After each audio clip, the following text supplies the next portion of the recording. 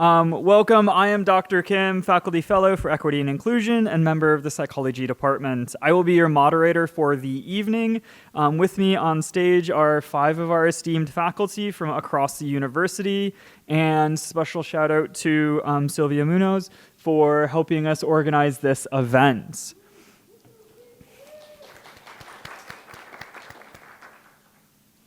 All right, so as we approach the 2024 election season, or really are in it, communities of color stand at the intersection of multiple key issues that will significantly shape their futures. From voting access to economic opportunity, healthcare, education, and civil rights protections, these communities of color face persistent and often compounded barriers. However, it is crucial to recognize that these challenges do not affect all individuals within these communities equally. The intersections of race with gender, sexuality, immigration status, and socioeconomic background add layers of complexity to their lived experiences. For women of color, for instance, wage gaps and economic inequality are exacerbated by both racial and gender discrimination. LGBTQ+ individuals within these communities face the dual burden of racial and sexual or gender identity discrimination, particularly in areas like healthcare and civil rights. Similarly, racially minoritized immigrants encounter additional obstacles in immigration policy, facing both racial injustice and barriers to citizenship, while undocumented workers experience labor rights violations that are intricately tied to both their race and immigration status. The 2 primary candidates in the 2024 election present contrasting visions on how to address these issues. Some platforms advocate for expanding voting rights, ensuring reproductive health care, and tackling economic and educational disparities with a focus on equity. And others push for policies that could further restrict voting access, limit healthcare options, and reduce support for affirmative action. Our panel today will dive into these critical themes, focusing not only on the core issues, but also on how they uniquely impact individuals at the intersection of multiple identities. We aim to unpack what the future holds for communities of color and what actions can be taken to ensure that these diverse communities receive equitable representation and opportunity in the years ahead. We are honored to have a panel of our esteemed colleagues and experts on different topics with us today. With us to my immediate right is Dr. Jessica Carew. Dr. Carew is an associate professor of political science and public policy. She co-authored Can We All Get Along? Racial and Ethnic Minorities in American Politics with Dr. Paula D. McLean, and has published on topics such as intersectional identity, group identification and consciousness, intergroup relations, and the politics of Black motherhood. Dr. Carew currently serves as the Assistant Director of Diversity, Equity, and Inclusion in the core curriculum at Elon. Stephanie Baker is Chair and Associate Professor of the Public Health Studies Department at Elon University. She is a scholar activist, and her work uses an anti-racism lens combined with community-based participatory research approaches to understand and address racial health inequities. Her recent work, in collaboration with community partners, has focused on maternal and child health and reproductive justice.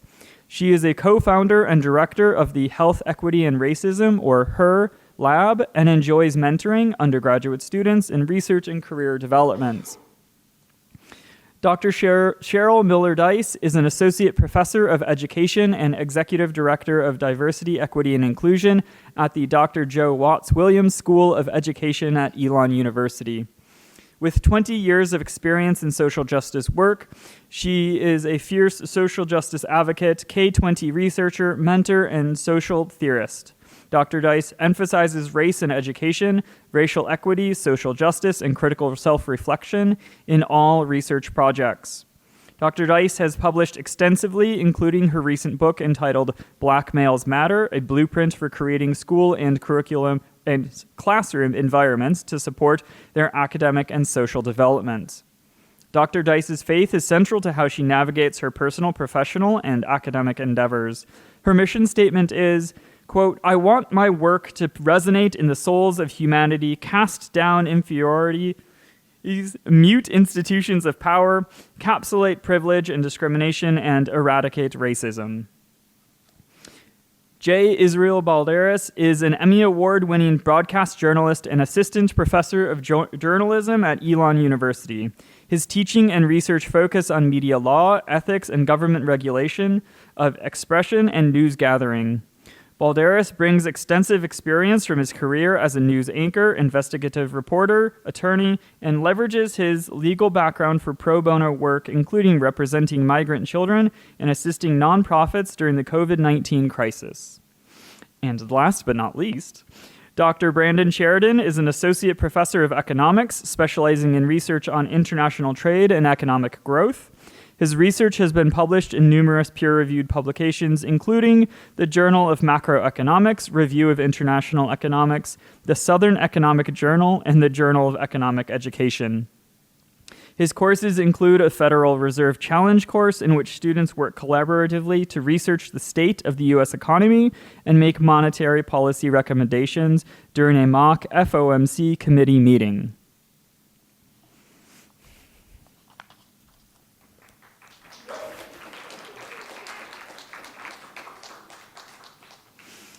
All right, so we have invited each panelist here to help use their unique expertise to illuminate how the 2024 election might impact communities of color. We will address 6 topics this evening, specifically voting rights, healthcare access, education, immigration policy, economic inequality, and civil rights and anti-discrimination protections. So panel, as you listen to one another, consider how these issues interconnect and collectively influence communities of color. We know that these issues do not exist in isolation, so consider how they might intersect and shape this broader experience that we're thinking about this evening. All right, so for the audience, as you listen to the panel members, consider how these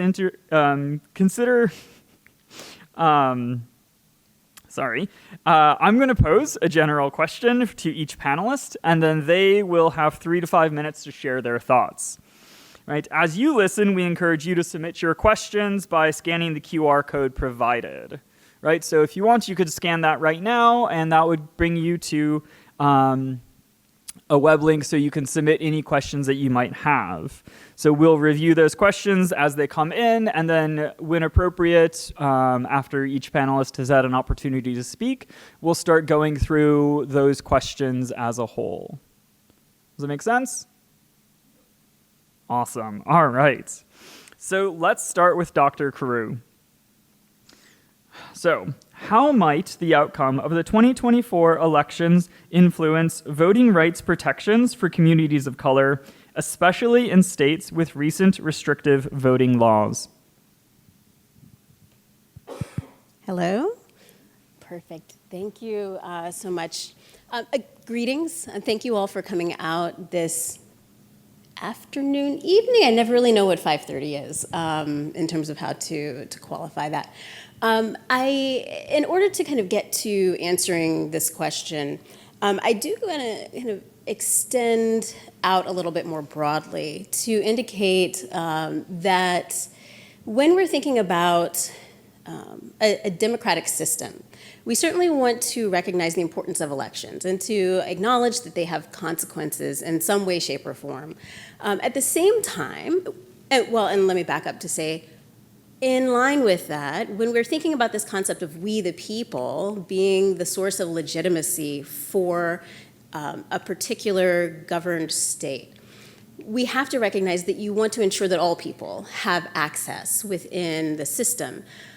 And so that's where the power should be coming from. That's where it should also resonate. Nevertheless, it's important to acknowledge that there are many very powerful entities that are in line with political outcomes, social outcomes, economic outcomes that have very real influence and an overarching influence on a lot of what happens within a society. And so certainly we want to ensure that elections are free and fair and equitable, but we also have to recognize and acknowledge where we see other powerful entities coming into play.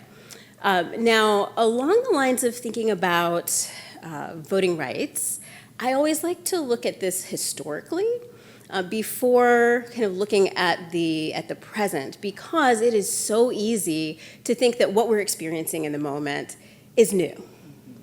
And that this, we are seeing something that's never happened before, and we just don't know what to do about it. And I always encourage us to look back to the past to see what people have done in order to combat a lot of the inequality and the inequity that they saw within their lives. We have a tendency to think that progress is permanent. And so we say, oh, well, we put in voter identification, or it's not voter identification laws, but we put in civil rights.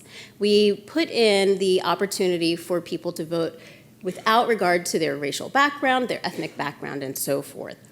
Nevertheless, that's not what history tells us, right? We see these ebbs and flows where after the Civil War, we put in the 13th, 14th, and 15th Amendments, and then little by little, people saw their rights being eroded by way of Jim Crow laws, among other types of things, right? And this was done in a way, and this is why this is important historically, this was done in a way that very directly cut out the language of race, right? If you look back at the Jim Crow laws that are related to elections, you're seeing poll taxes, right? That is not directly connected to the concept of race. You're seeing the concept of having to have a voucher, so someone who's already able to vote, saying that you are of good moral character, and then saying that you should be allowed to vote as well. We see literacy tests that are very closely connected to someone deciding that you can or cannot pass that test within a county board of elections. So we're seeing some very similar things where the racial language is written out, but there's a very real and direct impact, or disparate impact, right, that is directly occurring to ensure that there are fewer rights and opportunities for racial and ethnic minorities. We're seeing similar things happening now with regard to the post-Shelby County, Alabama versus Holder Supreme Court decision from 2013 that effectively got rid of the formula for who had to get their new election laws pre-cleared through the Department of Justice. And once that went into effect, states immediately started imposing very strict voter ID laws, very stringent purging of voter lists, all of which was very closely connected over to affecting racial and ethnic minority communities more directly. So as we continue moving forward, I don't want to take too much time here, but I would love to kind of talk a bit more about some of the ways in which we're seeing these disparate impacts. Awesome, thank you so much. And then everyone remember that you'll have time to submit some questions if you want to follow up or you want to hear more from Dr. Crew or anyone else on stage. You can follow up, send a question, submit a question via the QR code, and then we will get to it after everyone has had an opportunity to speak. All right.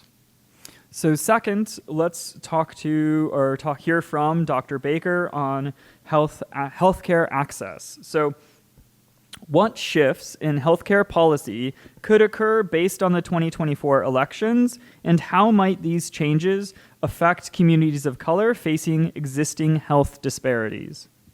Thank you, and good evening. So talking about healthcare access is a really interesting thing. I teach in the public health department, and when I talk to my students about healthcare insurance, most of them have no idea what I'm talking about. They know that they have a card, and they go to the doctor or dentist, and they might pay a copay, but they don't know where that money's coming from, where it's going to. And so once we talk about it a lot more, they start to realize how truly complicated our health insurance system is in this country.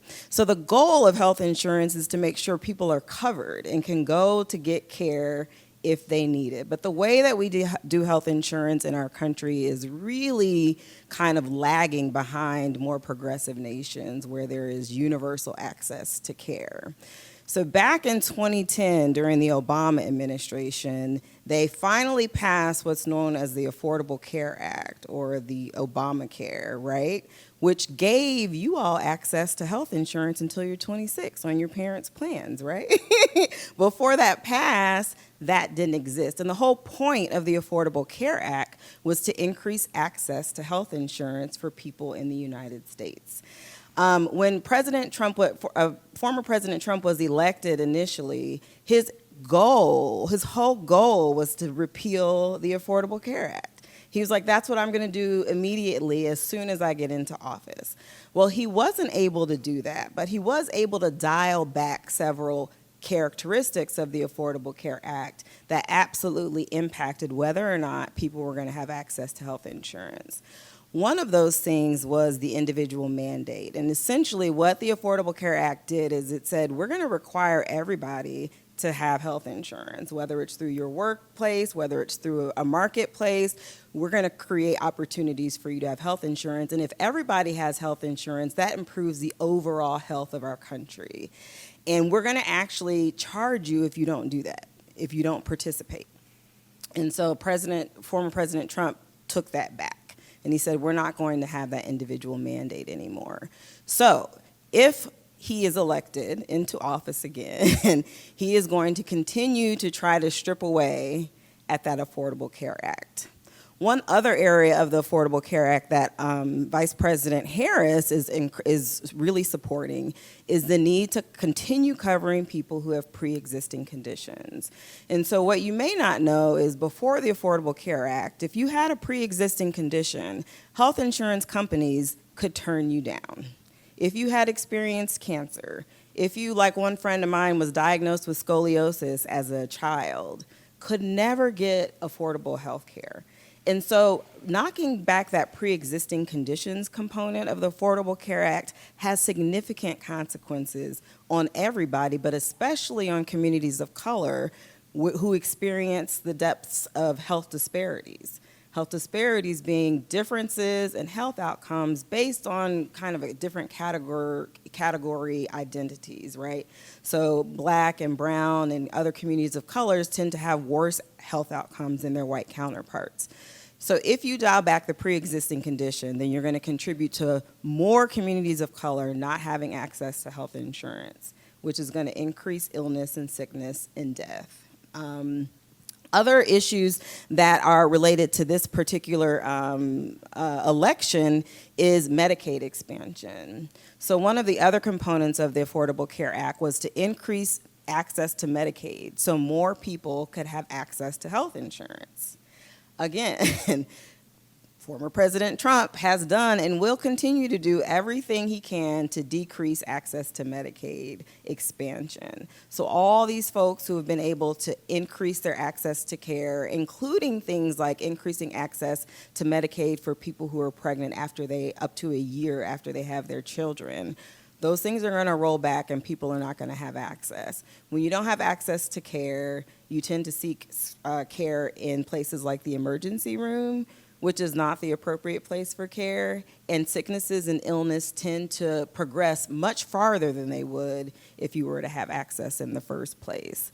The last thing that I will say is that former President Trump has been very clear that he is going to continue to reduce the subsidies that were provided to insurance companies by the Affordable Care Act. These subsidies were important to encourage insurance companies to continue participating and offering insurance plans, because the more insurance companies that offer more insurance plans, the more competition there is, and the lower we have to pay in the take-home price for our health care.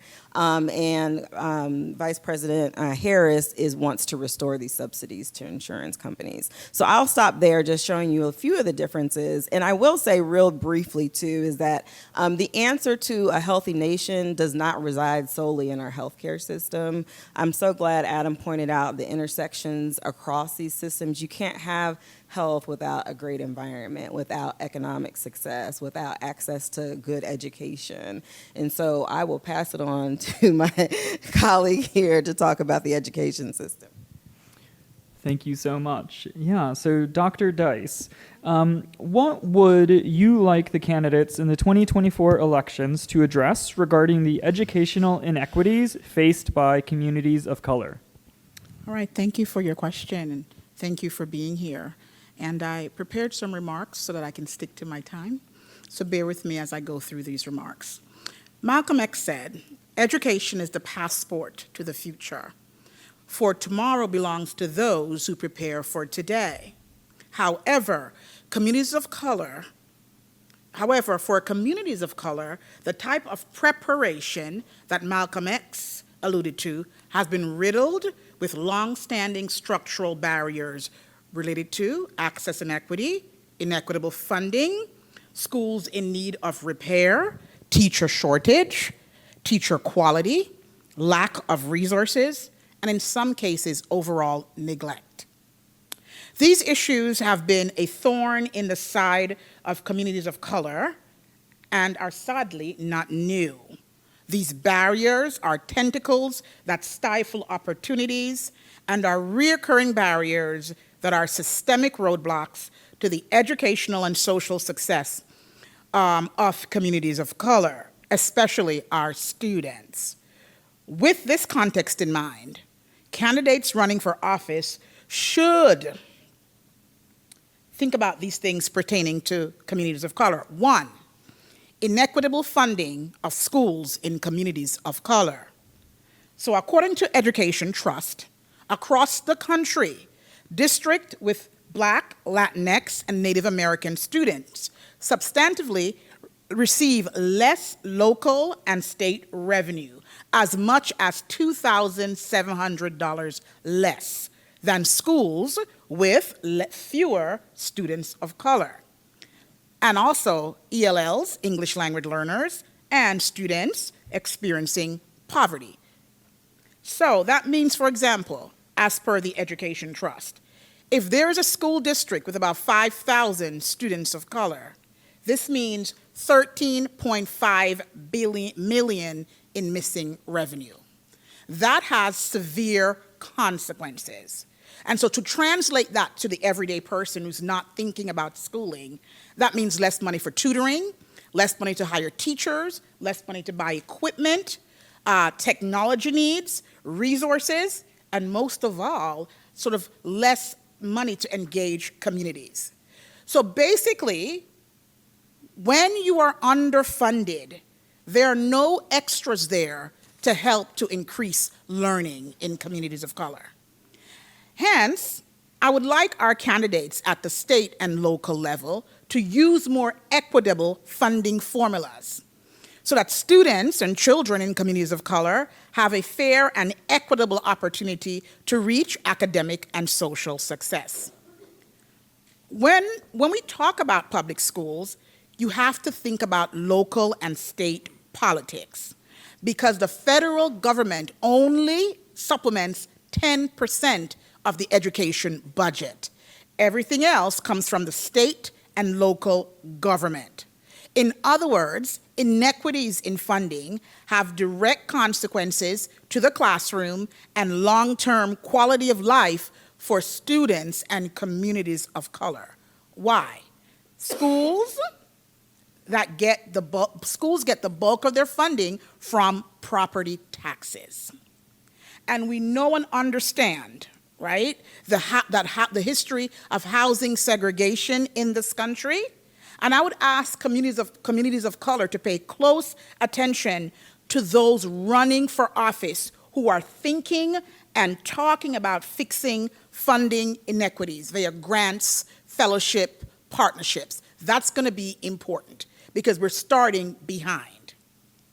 Second piece that I think people, as my kids would say, sleep on, is early childhood education. Funding preschool or early childhood initiative, okay? This is an issue, there's an issue of finding quality care in communities of color. And the research is clear that much of the cognitive growth for students begin in those early preschool years. And so that kind of support in expansion of early childhood and preschool education has a direct impact on how our students then do when they enter the K through 12 systems.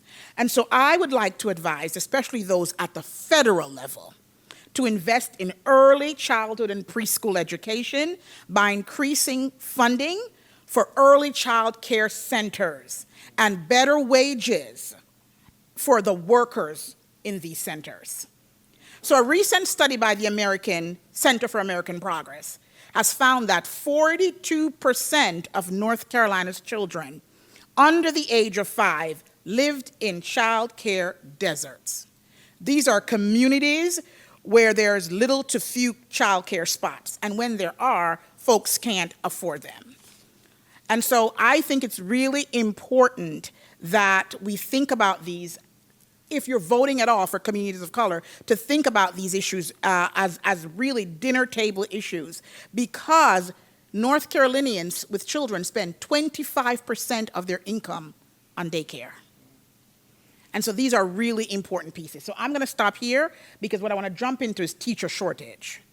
And because that is, we have 9,000 teachers in this city, in this state, and pretty much we have a teacher shortage in 98 out of our 115 counties in this state. The beginning teacher salary is about $34,000. So there's much more for me to dig through. I see my ed students are shaking their heads in the audience, but I'll leave it there for others to pick up. Thank you. Thank you so much. All right, so next question is, what are the possible implications for immigration reform and pathways to citizenship based on the 2024 election results, especially for Black and brown immigrant communities? Can you repeat that question? Because there's a two-part there. Yes, what are the possible implications for immigration reform So that's one, immigration reform. and pathways to citizenship based on the 2024 election results? All right, let me talk about immigration reform for just a moment. I covered Washington, D.C. for 12 years. So I was there with Clinton when he were talking about the importance of immigration. And certainly we started hearing a lot about dreamers.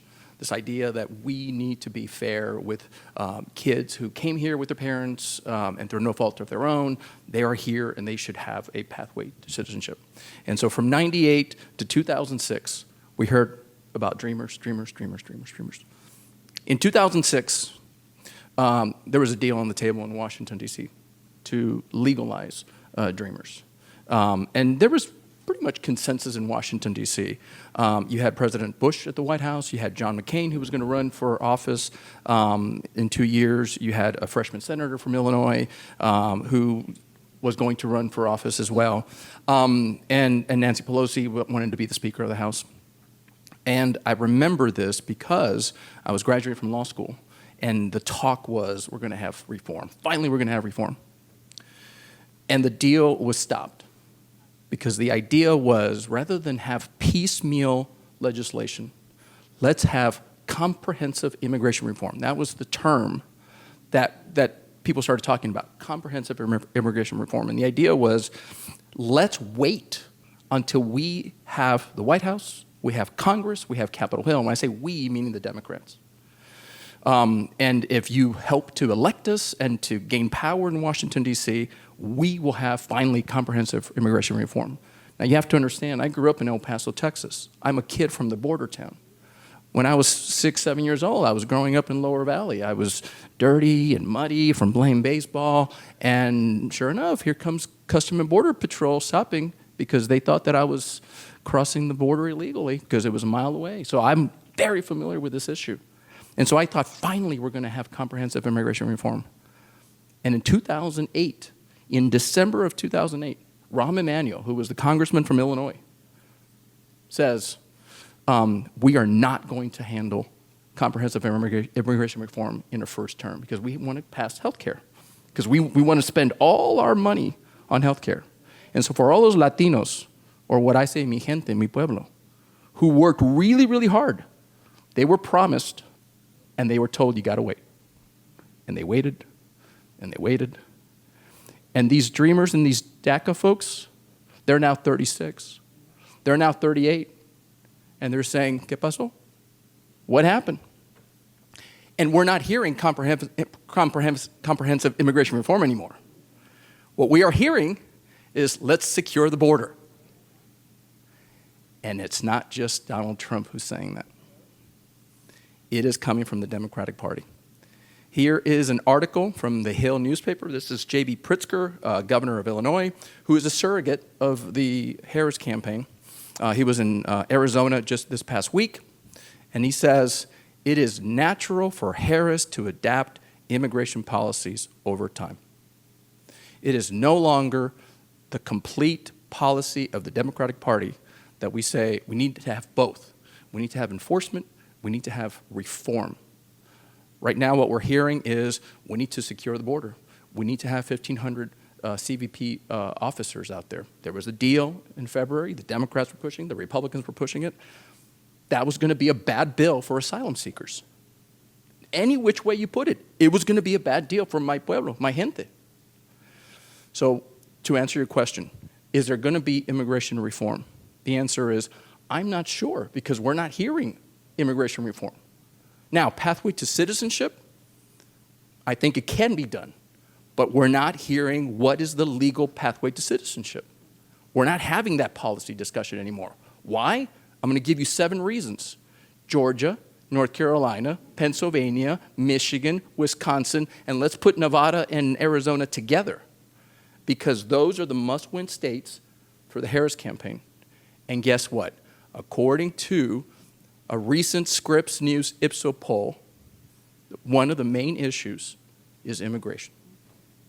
Now, one person is saying demonizing immigrants, right? We saw the debate. Demonizing Spring Hill, demonizing the Haitian community, demonizing Latinos and how they're coming over. But what we're not hearing on the other side is a different policy, because it's all about, right now, electoral politics, not immigration policy. Thank you very much. All right. Next, what economic policies on the table in the 2024 elections are most likely to affect communities of color, both positively and negatively? All right, thank you. Is this on? There we go. Okay. Thanks. Well, I appreciate getting to go after the person with TV and media experience.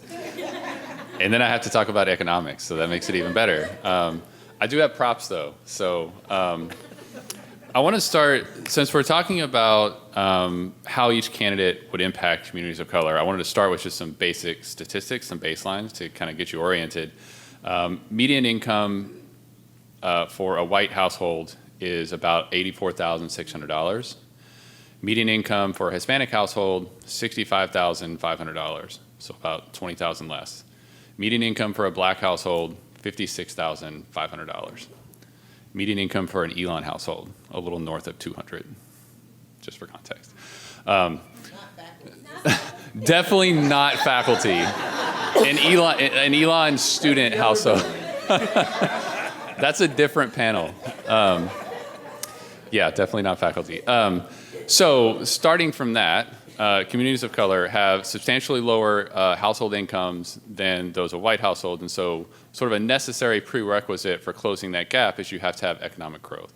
And so if you're asking which candidate is better for that, I can objectively say that I think it would be the Harris campaign. That's not a subjective, that's not like I think that that's a better candidate. That would also be a different discussion, but just objectively, I think that that's probably the answer. But that's not just me. That's Goldman Sachs that has said that. That's an investment bank on Wall Street that assessed both candidates' economic policies and said that Harris's campaign would probably lead to higher growth. That's also from the Wharton School at Penn, who's looked at what each candidate's policies would do to the federal budget, and Harris's would add less to the budget. But for the specific policies, I did my best to pull out the ones that I thought were where I could find the most details and where I thought had the most chance of maybe happening. So if we start with Trump, he's talked at length about wanting to impose minimum 10 to 20% tariffs across the board. and maybe even higher on goods from China. So we could have a separate discussion if you wanted about in certain scenarios where tariffs might be good, but what this would amount to would be an additional sales tax on foreign goods.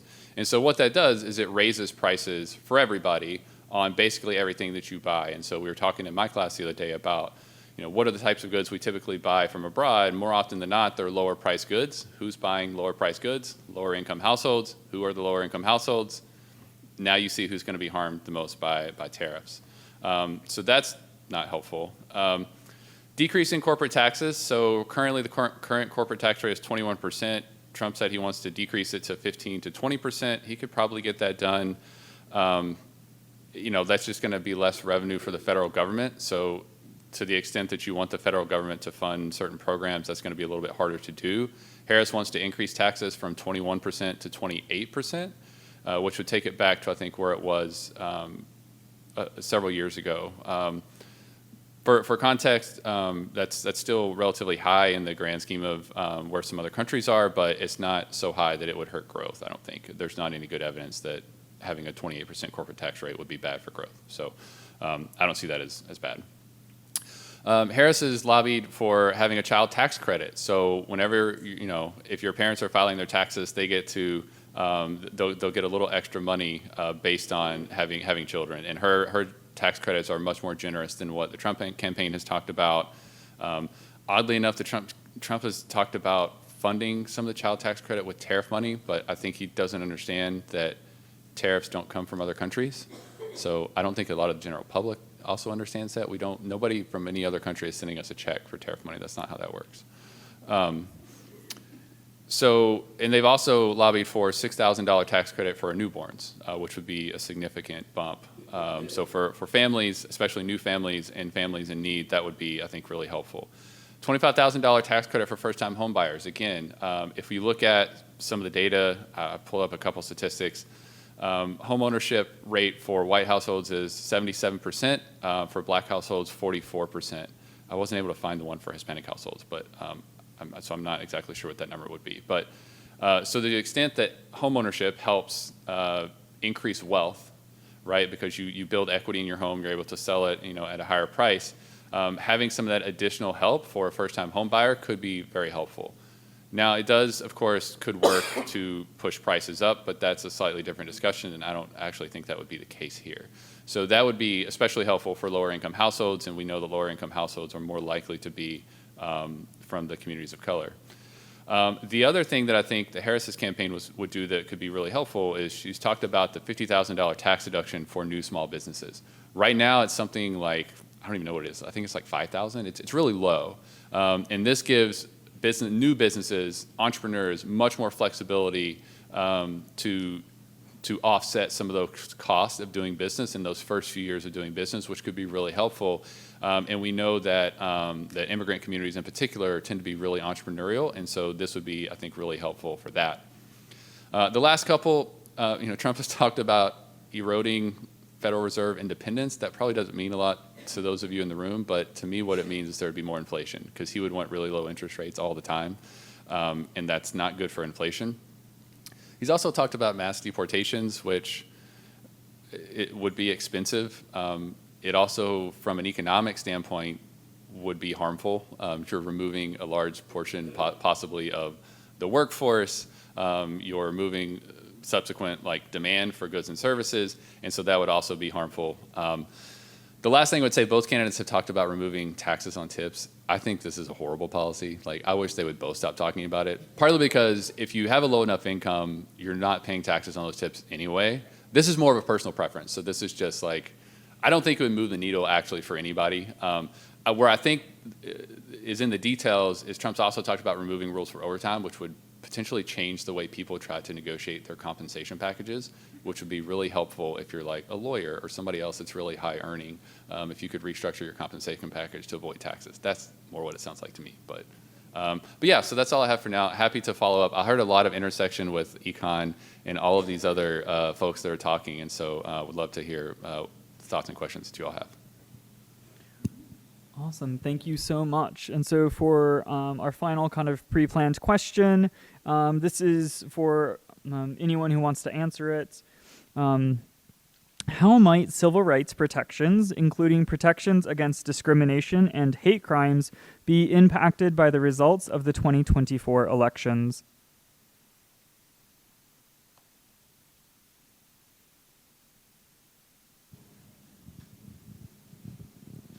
Just to make sure I'm clear, this is relating to civil rights protections and the election itself. Yes. There's a lot. There's a lot to go through here, and so again, I'll try to be brief. But there are a variety of concerns that I have that we've seen that are very directly affected by the election, and then that are not. Right. So.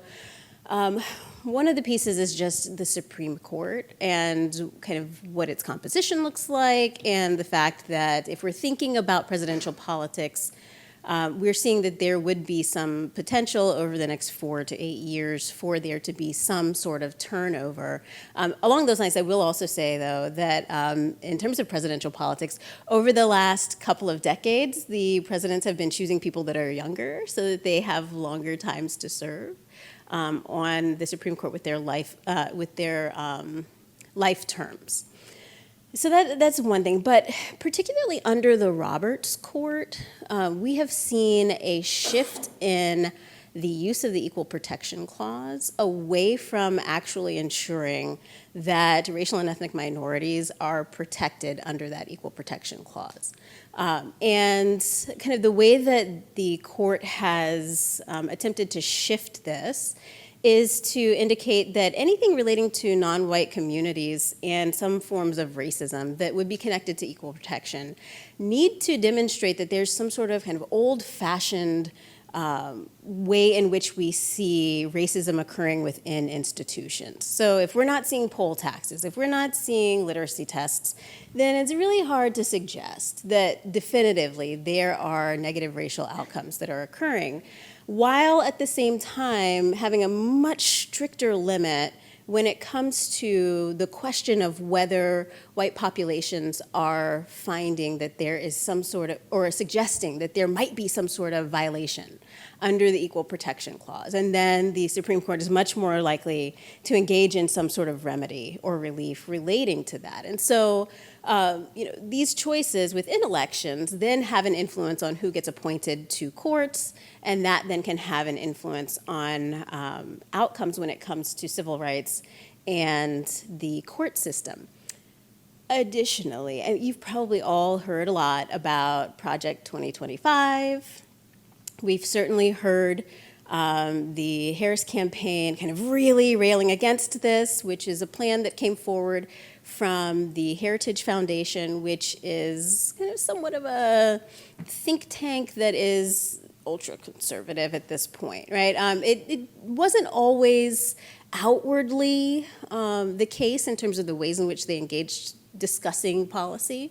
It doesn't mean that it has shifted. It just is kind of the language that they're willing to use and the policies that they're willing to put forward.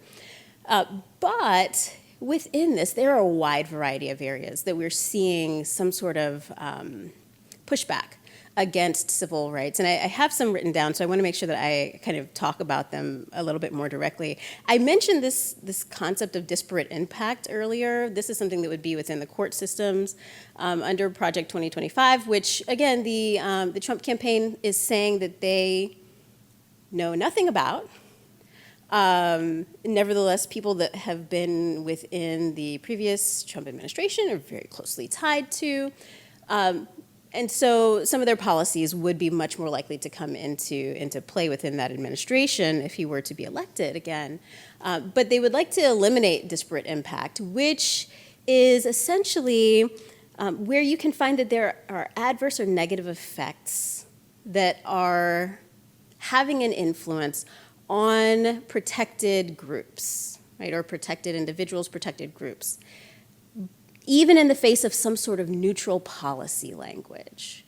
And so you say, oh, well, it seems as though in its face that this policy is fine. It should be equitable in some way. But then if there is actually some sort of disparate influence or impact on those communities of color, you could potentially go before a court and present your case regarding that. But they would like to kind of roll that back into only thinking about disparate treatment, where you have to more directly identify that there was some sort of intent to have that disparate impact. And so, or those inequitable effects. And so there's this interest in kind of unpacking some of that.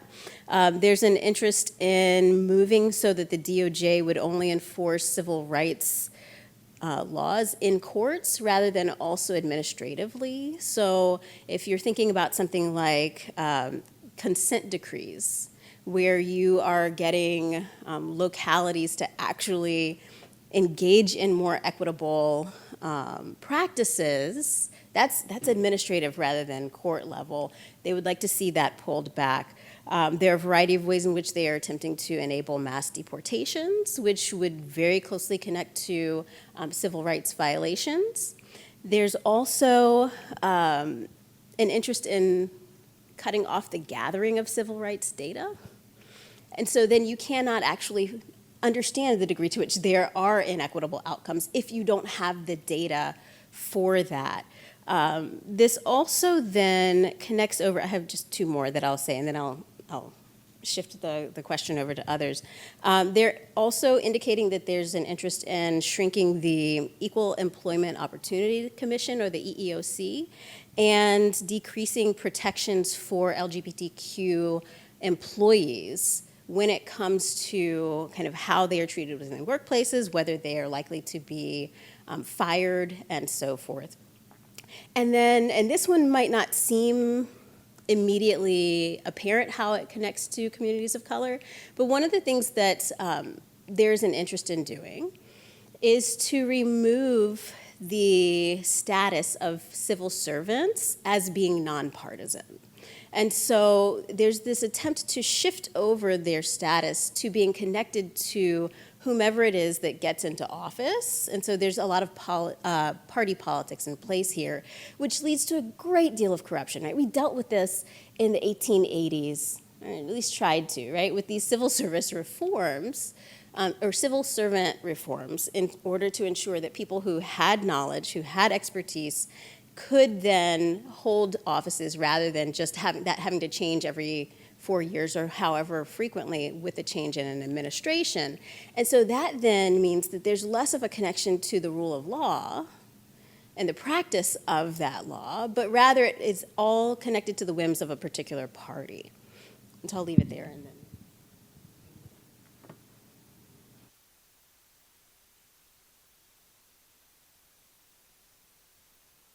Obviously, as a First Amendment attorney, and it's related to civil rights, it's civil liberties.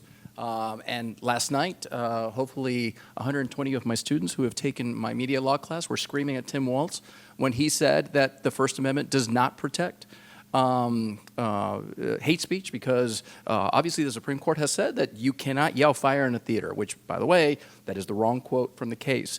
But I am very concerned when I hear politicians say that they can disregard the First Amendment, whether it is to get rid of misinformation and disinformation in the marketplace, whether it is to book bans. The biggest concern for me is academic freedom at universities. That is a huge concern. And what I always do is I always say, would I be okay with Trump being at the White House and deciding what is misinformation? Would I be okay with Donald Trump deciding what should be truth, what should be facts? And so for me, as I'm looking ahead, I'm looking at what's happening in the world, and I'm looking at we could potentially be in war. In the Middle East, certainly in the Pacific, certainly in Ukraine, and historically, any time America has been at war, there is a push by any government, left or right, to say we're going to stomp free speech. And I've been very concerned over the last year of how universities have restricted speech, whether it's student speech, whether it's faculty speech.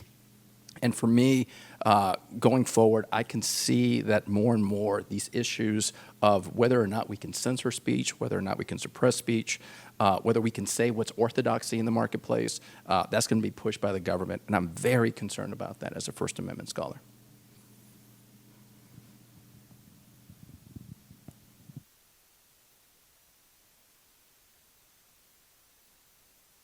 Should we throw it to some student questions? or audience questions? We do have a lot of questions. So I'm going to go, to be fair, from the first one that we got, and then we'll just keep on moving, and hopefully we'll have some time for all of them. The first one says, why do you think politics have become so divisive and insult-based? Will we ever stray away from these kind of political tactics? And this is for anybody.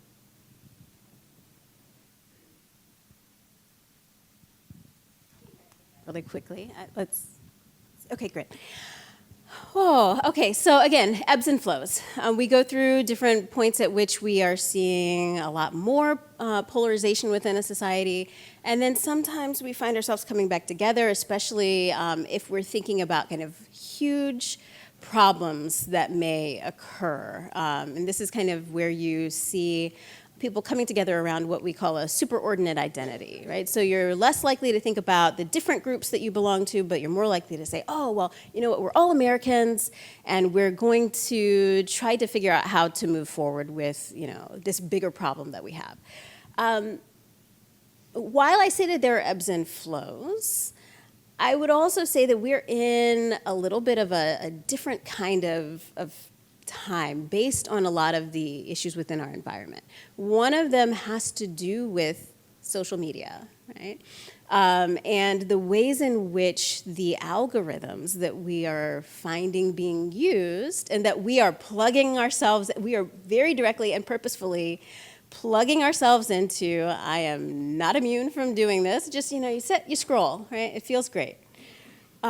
This is leading us down a rabbit hole in order for us to continue engaging with that social media. And so we're much less likely to see the differences around us in terms of ideas and ideologies that people hold. We're much more likely to get further and further into more radicalized ways of examining topics. We're also much more likely to engage in material that relates to dehumanizing the other, right?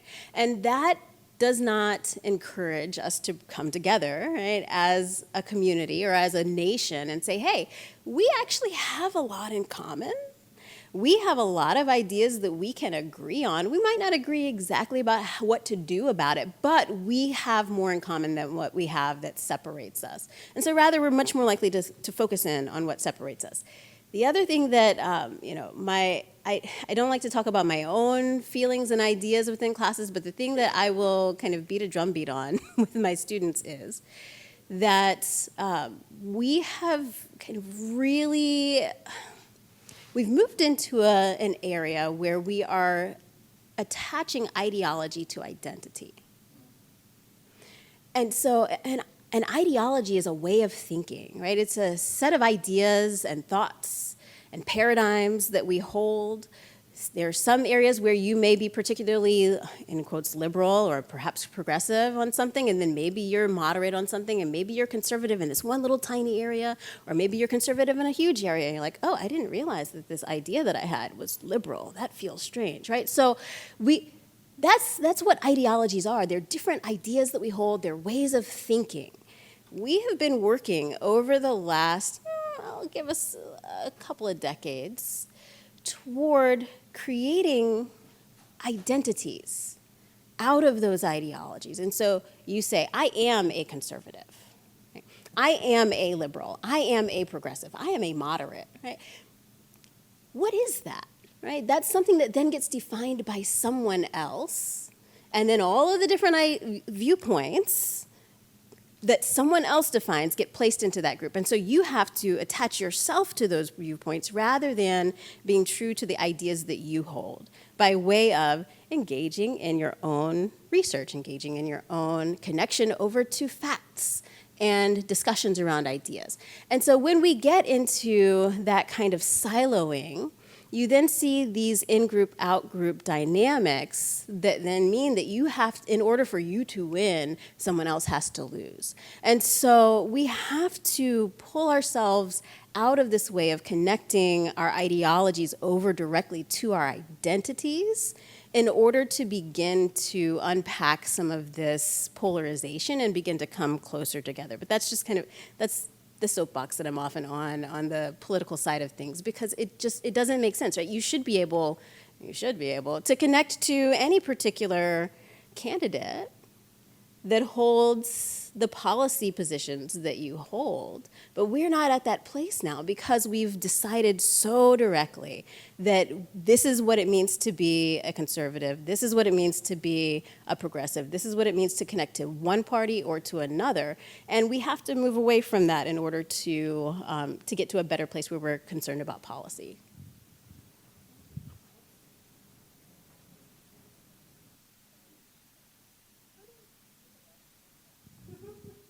Hello. Great.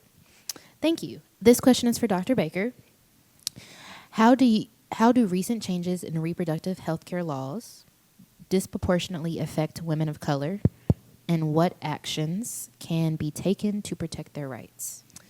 Yes, we cannot have this conversation without talking about reproductive health, including abortion, of course, which is what people are typically thinking about in our current society when we're talking about reproductive health. So, some of you may be familiar or not with the current statistics around maternal and maternal outcomes, and that on average, Black women are 3 to 4 times likely to die from pregnancy-related complications compared to their white counterparts, right? And the data has shown that getting educated and getting in high income does not buy or educate your way out of those inequities, and that Black women with higher degrees have worse outcomes than white women who haven't completed high school, right? So we already have a circumstance where these inequities have existed as long as we've been measuring them, and they've gotten recent attention because of the fact that celebrities are having these complications when they're pregnant, when they're giving birth, that just seem outrageous, because celebrities have access to status, money, health insurance, dietitians, physical therapy, whatever it is that they need to guarantee that they have a successful birth outcome. They have access to those things, and yet they're finding themselves having issues. Okay, so former President Trump celebrates the fact that under his administration we saw the repeal of Roe versus Wade, right? And that took the decision about access to abortions out of the federal sphere and into the state sphere. So where individual states now get to make legislation and make decisions about whether or not women have access to health care, to the health care that they need. And what we've seen is interesting. Some states, and typically conservative states, have said, oh, hell no. You aren't taking those rights from us, like Ohio, and they were successfully able to pass some progressive legislation around access to abortion there. But there are many states that have passed incredibly reprehensible policies around access to abortions. And Black and American Indian, Alaska Native women are more likely to live in states with that type of restrictive access. And so former President Trump has said lots of things. He has said that he would support some federal laws around restricting access to abortions up to a certain point. He has also said he wants to leave it in the decision of the state. So I'm not quite sure what he would do if he were elected. Vice President Harris is supporting increased access to health care, to necessary health care for all women and people who are able to get pregnant. And so she's highlighting some of the consequences of where we are now because of the restrictions that some states exist. So when we restrict access to abortions, it's not like women stop having them. It just becomes incredibly unsafe and incredibly dangerous. When we restrict access to abortions in certain states, that means that you have to have access to money, the ability to travel, in order to be able to get to another state where you might be able to have a successful operation. We know women of color are disproportionately poor. That means disproportionately able to access those resources. But it's also important to know that just because women of color are disproportionately poor It doesn't mean that there are also poor white women who need access to those resources too. So this is affecting all of us. It's affecting everybody. And it's a really important issue that I don't think people believe that we would be dealing with in this current day. I don't know if y'all watch Handmaid's Tale. My sister's always like, watch it again, watch it again. Handmaid's Tale, because you just start seeing these dialing back of all of these rights that we have. And so if we were to continue to restrict access to abortions, then we are going to see continued worse racial inequities in outcomes. And if you have, you're on social media, you've probably heard the stories of Amber Thurman and Candy Miller, two black women in Georgia who have died recently as a result of Georgia's restrictive abortion ban. So one woman was actually coming to North Carolina to have an abortion, and something happened with traffic, and so she was late to the appointment.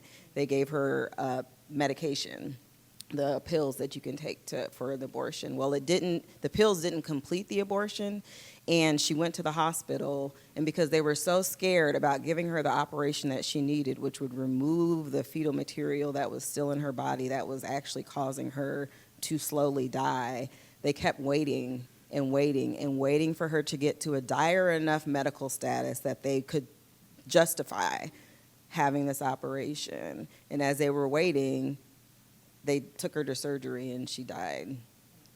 Another woman, because of the restrictive abortion policies, just decided not to go to the doctor. She took pills again and was in her home and just slowly died in her home because of that. And so these are two stories that we have heard. That means there's a lot of stories that we haven't heard and that we will continue to hear. And so this issue of abortion and right to reproductive health is incredibly serious for all of our futures and for the futures of our children as well. Thank you. Our next question, this is for anyone or it could be specifically for Dr. Dice, whoever feels free to answer. Even though we attend a private institution, I was wondering how you all feel about former President Trump saying that he wants to get rid of the Department of Education to move it back to the states so that, in quotes, they can individualize education and do it with the love for their children.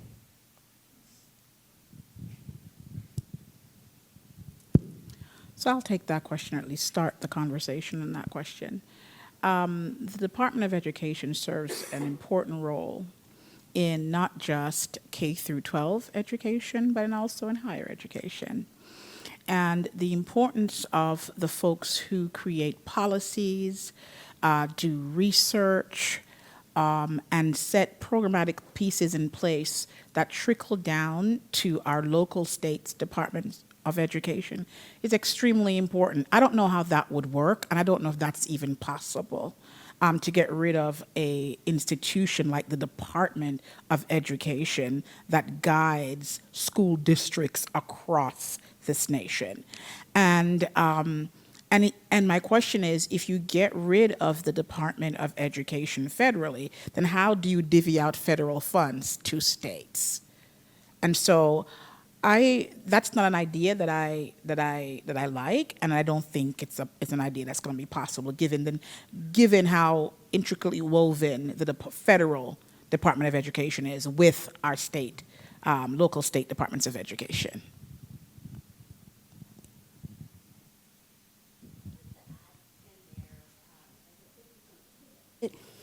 This is a talking point that's been going around for years, right? Even down to, and now I'm forgetting his name, former governor of Texas who was running for the presidency thank you, Rick Perry, who essentially could not continue running because he said that he wanted to get rid of 3 departments in the federal bureaucracy and couldn't remember all 3 of them, and Department of Education was one of them. By the way, he wanted to get rid of the Department of Energy and then was made the head of the Department of Energy under the previous administration.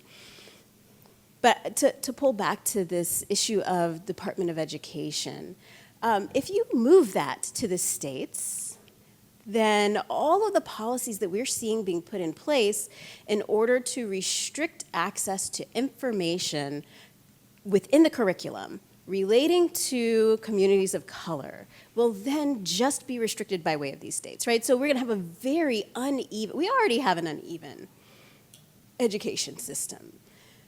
But if we even just take a look at Florida, right, and we see that there's this denial of the ability to engage with classes for the AP, for African American history, right, and society, right? Like, we're seeing already that there are these restrictions that are being put in place. We're seeing curriculum, right, that is being suggested to move forward to say to people that if we're going to talk about slavery, then we also have to talk about the ways in which there were skills that people gained from when they were being enslaved. And you have to talk about that if you're going to talk about the fact that people were enslaved. And so this is going to very directly affect our knowledge and understanding of how race and ethnicity operate within our societies. And we will kind of go back into this revisionist history that has had a very real effect on people's outcomes today as well.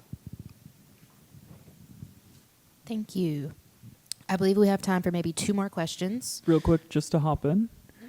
Just to add to that as well, the premise of the question was that we're a private institution, but in case you're unaware, private institutions, we're not immune to these local, state, and federal politics of, in this case, the education system. So while we feel like we have some control as a private institution, we need to still be paying attention to these things, even if to be solely self-interested in how things go here at Elon. In this election, what do you think will happen with DACA and or people in DACA? And in parentheses, for those who don't know, that is Deferred Action for Children Arrivals. Currently, that issue is in litigation. It has been in litigation since Obama signed it as an executive order. That DACA has never been passed through congressional legislation, right? I'm just a bill standing here on Capitol Hill. And what has made me angry about DACA, or what has made me angry about Biden signing an executive order that grants legal status to spouses who are undocumented, is that there's at least an acknowledgement that executive orders do not have the strength under the Constitution as legislative authority. And where do I get that from? I get it from a constitutional scholar and professor named Barack Obama.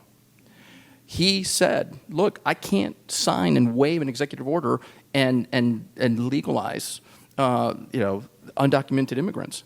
And so we keep having these executive orders signed by presidents, mostly Democrat presidents, and then what happens is these people are left in limbo.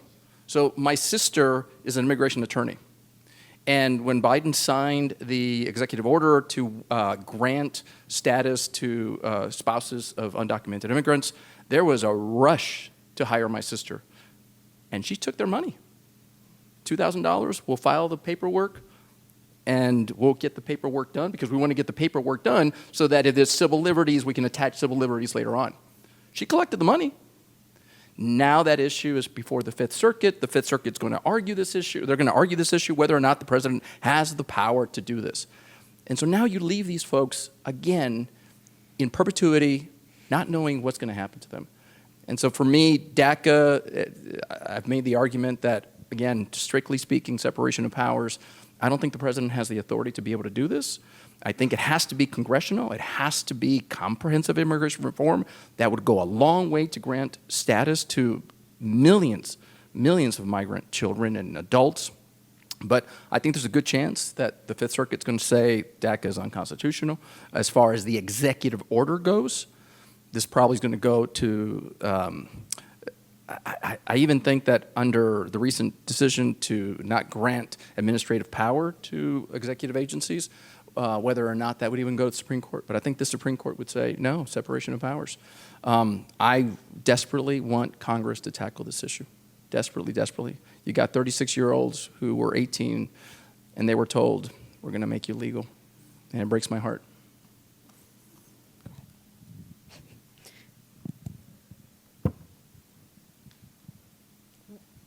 As a follow-up for that, what would the economic impact be of getting rid of DACA when we have professional folks that pay taxes, that work? We have doctors, we have nurses, we have teachers, a lot of professional that have had DACA, the ability to work. So just trying to connect also the economic impact on that. Well, so there's many DACA recipients who are sunset. There was a court decision said prior to this date, DACA recipients get sunsetted in, so every 2 years they have to file. Future recipients would not. So certainly that will continue to be left in limbo.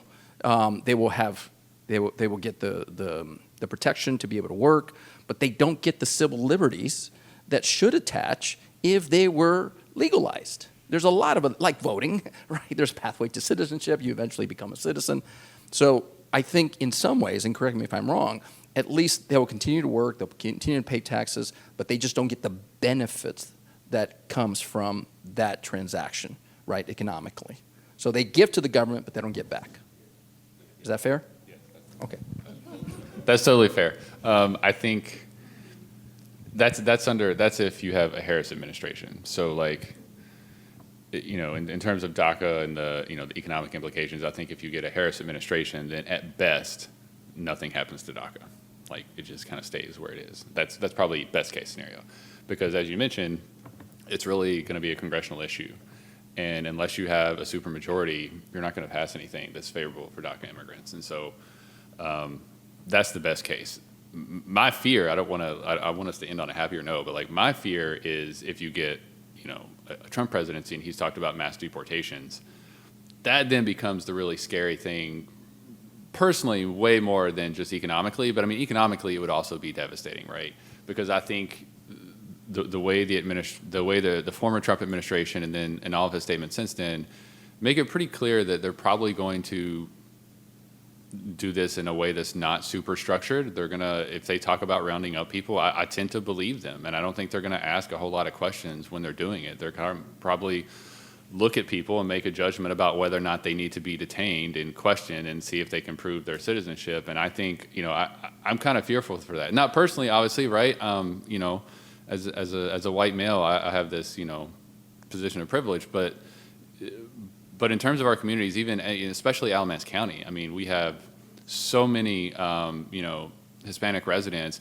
Many of these are kids that are undocumented, right? Who have parents that have migrated from other countries. I'm really fearful for that, you know, just at a personal level. But I think economically, yeah, it would be a horrible idea. So immigrants tend to outperform their native counterparts, especially second-generation immigrants. And that's both from like a fiscal standpoint. So if you're talking about like how much people contribute in taxes, like second generation immigrants are a net gain relative to their native counterparts. But they also tend to be more entrepreneurial and generate more, start new businesses and generate more economic growth for the country relative to their native born counterparts. So I think the immigration story, like if you have a country right now that has a ballooning debt and deficit, and the way that you get out of that situation, you could decrease spending. You could also increase tax revenues, but the way that you increase tax revenues without substantially increasing taxes is you generate economic growth. And the way that you do that, if you have a shrinking population or fertility, is you invite more people into the country, and more people would like to come, and we have space. So this idea of making fear mongering based around immigrants is just anathema. I don't understand it, but especially economically, it just doesn't make sense. But I'll leave it there. Awesome. Thank you so much, everyone. So as we move to wrap up, I just want to ask if anyone on the panel has any final thoughts that you'd like to share to the audience about the upcoming election. Consequential elections, and I'm 54 years old. And I think there's a lot at stake, a lot. And I hope, I want to praise Elon Votes here at Elon, because they're doing a fantastic job of registering young people And I get to appear on TV to talk about the election, and every time I do, I'm like, and Gen Z is going to be awesome, and my students are awesome. So that gives me hope that I think the 18 to 22-year-old vote is going to be vital, huge.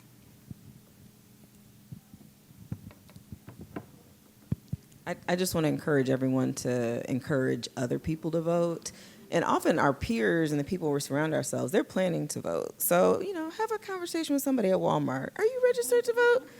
Are you pumping gas at the gas station? Are you planning to vote? Because it's usually people that we're not in community with that are not going to be the ones registering to vote. So, we got to get folks out and about. And if folks don't come out, it's going to be a problem. I would sort of piggyback on what Dr. Baker stated. Vote with education in mind.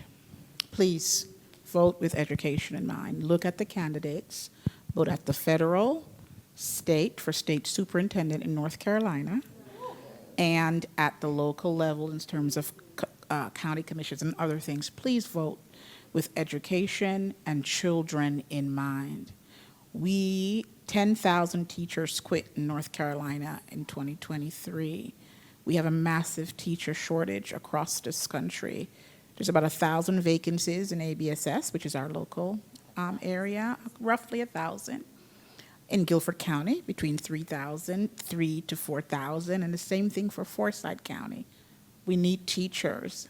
And so vote with, like your life depended on it in terms of the kind of future that we want for our students in K through 12 education, which is where I spend the bulk of my time. And vote with teachers in mind, because they show up every single day doing their best for our babies. And so I'm glad to speak to any of you if you want to learn more about all the things I had on these pages. All right, thank you. I talk about elections a lot. I started by saying elections have consequences, and it's really important. But I also started by saying that power dynamics within a society matter significantly. And so we then have to kind of place ourselves into the systems in order to ensure that they are operating the ways that we want for them to. I was reading a speech from Frederick Douglass from 1857 on West India emancipation, is what it's called. And he's dealing with the 23rd anniversary of slavery having been ended in the Caribbean, essentially, right? Or at least in the British colonies there. And within that speech, I included it here in my notes, he says the following: if there's no struggle, there's no progress. Those who profess to favor freedom and yet depreciate agitation are men who want crops without plowing up the ground. They want rain without thunder and lightning. They want the ocean without the awful roar of its many waters. This struggle may be a moral one, or it may be a physical one, and it may be both moral and physical, but it must be a struggle. Power concedes nothing without a demand. It never did, and it never will. This is why civic engagement is so important, right? Yes, elections, yay, we do it every 2 years, every 4 years, every 6 years if you're thinking about the Senate. However, you can't just leave it there, right? It's not just the thing that you do as your civic duty is to vote. You have to be involved, right? You educate yourself. You engage in advocacy. You learn how to organize in order to push the people that you put into office to actually hold the line on what you expected them to do when they were in office engaging with policy. And so I just would encourage us all to recognize the importance of the election, but then also to remember that we have work to do after that.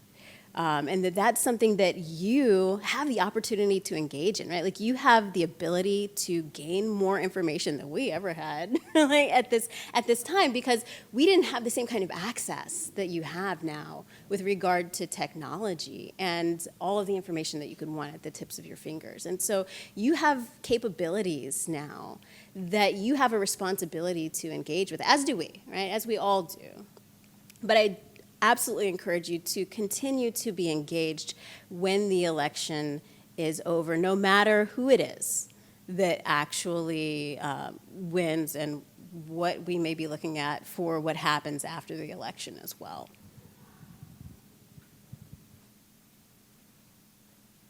All right. So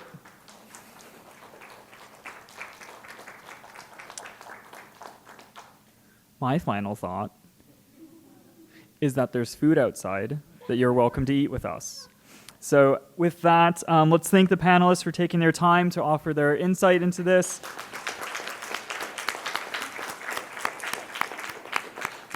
All right, thank you for joining us. Have a good evening.